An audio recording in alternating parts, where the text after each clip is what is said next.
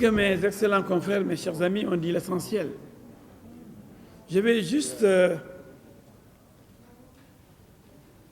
m'interroger, m'inquiéter et interpeller pour enfin dénoncer ce qui se passe actuellement à la SAR est inacceptable,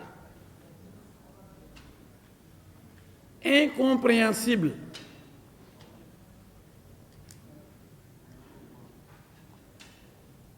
Étrange.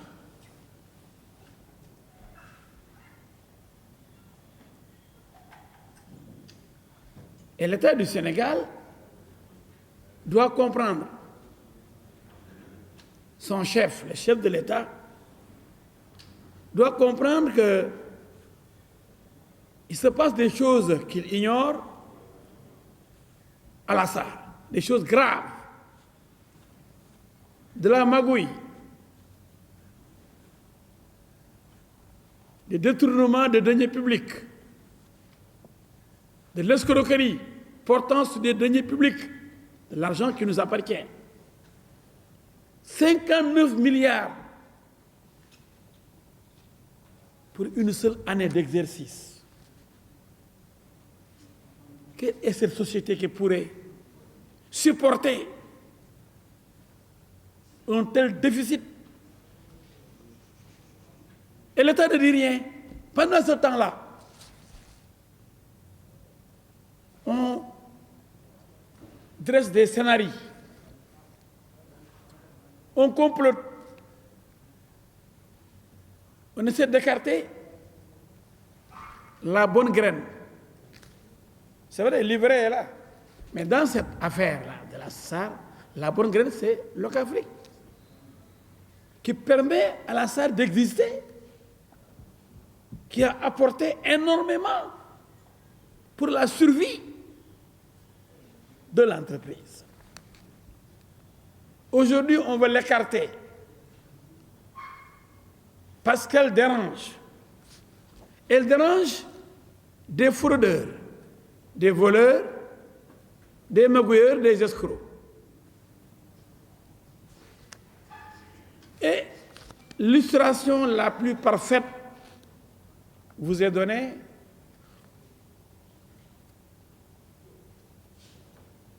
à travers ce marché de 200 milliards, gré à gré. Cette commande qu'on a exécutée d'ailleurs rapidement pour encaisser certainement des commissions. C'est une escroquerie et c'est à l'insu et du conseil d'administration et de Locafrique. Donc, c'est frauduleusement, illégalement, que la direction de la SAR a passé cette commande de 200 milliards de gré à gré. Est-ce que le président est informé? Non, certainement pas. 59 milliards perdus. Est-ce que le président est informé? Je ne le pense pas. Mais s'il n'est pas informé, nous avons l'obligation de l'informer. Parce que c'est le premier concerné quand une entreprise de cette envergure chavire. Non? Mais si on suit ceux-là qui sont aux commandes, qui dirigent la SAR, avec leur plan, leur magouille, leur stratégie, mais c'est le Sénégal qui va perdre. Ces gens-là, ils vont se remplir les poches pour partir après. Ce n'est pas le problème. C'est pourquoi une mission d'audit, Monsieur le Président de la République, s'impose. Oui, comment on peut perdre 59 milliards sans faire l'objet d'un audit, d'une inspection, d'une enquête même et d'une arrestation? On parle de quelques milliards détournés par des agents du Trésor, à peu près 5 milliards. Mais là, on parle de centaines de milliards, des commandes de 200 milliards, à l'insu du conseil d'administration. Donc, frauduleusement, et on a immédiatement exécuté le marché. On a fait la commande, mais quand même. Et on a commencé à faire venir les bateaux. C'est inacceptable. Président, vous parlez de recapitalisation, nous sommes d'accord. Mais attendez. Pas dans n'importe quelle condition. C'est une recapitalisation dangereuse pour le Sénégal, coûteuse pour le Sénégal, onéreuse, incompréhensible, parce que cette recapitalisation voulue, proposée, en réalité cache un souci de détournement de deniers publics, un souci de récupérer des commissions de l'ordre de plus de 12 milliards et autres. Donc, cela n'arrange que ces théoriciens de la recapitalisation. Donc, le président doit le savoir. Il y a un actif dont mes confrères ont parlé, qu'il faut évaluer, notamment le foncier, les terrains qui appartiennent à la SAR, qui dépassent les 100 milliards aujourd'hui, 115 milliards, et qui pourraient régler le problème. On n'a pas besoin de plus de 100 milliards pour régler le problème de la SAR.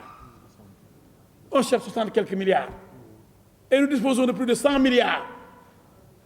100 milliards sont disponibles.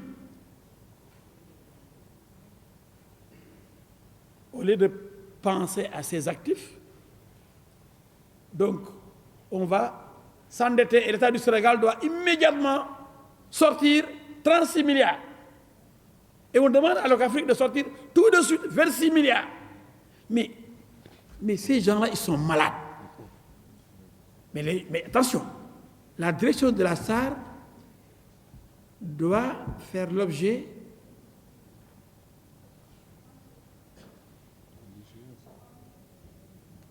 je pense d'une action,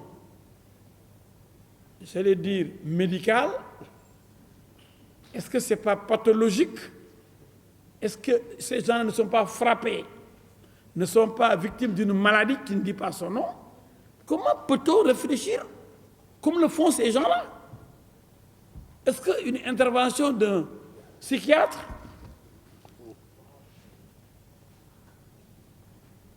ne sera pas la solution? Personne ne peut comprendre aujourd'hui ce comportement des gens qui ont détourné, qui ont volé, qui ont violé les textes, qui ont fait des commandes frauduleuses, qui ont bouffé de l'argent, qui doivent être poursuivis, qui doivent faire l'objet d'un audit, en tout cas d'une mission d'enquête et d'audit. Comment peut-on comprendre que ces gens-là se permettent d'attraire l'Afrique en justice pour parler d'abus des minorités? Mais le ridicule ne tue pas. C'est ça la vérité.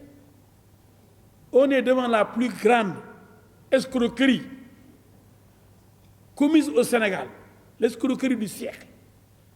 Ici, on parle de milliards. Et on utilise des termes comme recapitalisation, des termes qui ne veulent rien dire en réalité pour ces gens-là. Leur seule motivation, c'est de se remplir les poches au détriment de l'État du Sénégal. Ça suffit. C'est pourquoi l'Afrique, qui a accepté la recapitalisation, mais qui exige le respect de certaines conditions, entend saisir le chef de l'État pour l'informer respectueusement et lui montrer qu'en réalité, il a affaire, lui, le chef de l'État, à des faussaires, à des magouilleurs qui veulent mettre l'économie sénégalaise à genoux. Et cela est inacceptable. Regardez l'insécurité juridique qu'ils ont installée, et en tout cas qu'ils veulent installer dans ce pays. Les bailleurs, les partenaires de Locafrique risquent d'avoir des problèmes avec Locafrique. Heureusement, ces partenaires sauront qu'en réalité, c'est la SAR qui est fautive. Que Locafrique n'a absolument rien à se reprocher. Même les blocages au niveau des banques, c'est la SAR qui sabote. Il y a un sabotage délibéré de la part des autorités de la SAR. Non, il faut que ça cesse. Trop, c'est trop. Et c'est même ingrat de la part de la SAR de se comporter ainsi devant Locafrique. Par rapport à tout ce que Locafrique a fait pour sauver cette entité indispensable qui est d'une grande importance pour notre pays. On doit raffiner quand même. Et quand on a dit que depuis Senghor et Houphouët-Boigny, bon, on a dit que c'était des initiatives heureuses. Le fait de mettre ça, d'installer ça en Côte d'Ivoire et au Sénégal, il y a de grands États qui n'ont pas de société de raffinage. Et même des États qui produisent le pétrole et qui n'ont même pas de société de raffinage. Donc, il ne faut pas que des gens viennent aujourd'hui, alors pour tuer, assassiner une entité indispensable pour le développement de notre pays. Voilà ce qu'on voulait dire en insistant sur l'urgence pour que le chef de l'État comprenne les enjeux, les motivations de la SAR aujourd'hui, en tout cas de la direction de la SAR. Qu'aujourd'hui, Locafrique se bat pour protéger les intérêts du Sénégal dans cette affaire. Au moment où ceux qui sont censés défendre l'État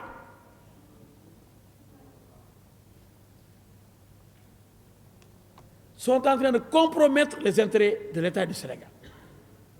Cela est inacceptable. C'est de l'escroquerie et le chef de l'État doit le savoir. Le président Macky Sall est interpellé. Il doit comprendre les enjeux. Ce qu'on lui raconte, ce n'est pas la vérité. La vérité, c'est qu'il y a magouille, il y a escroquerie, il y a tromperie, il y a des commandes frauduleuses et illégales. Il y a une tentative de recapitalisation dangereuse pour notre pays. Je crois que c'est ce que je voulais dire.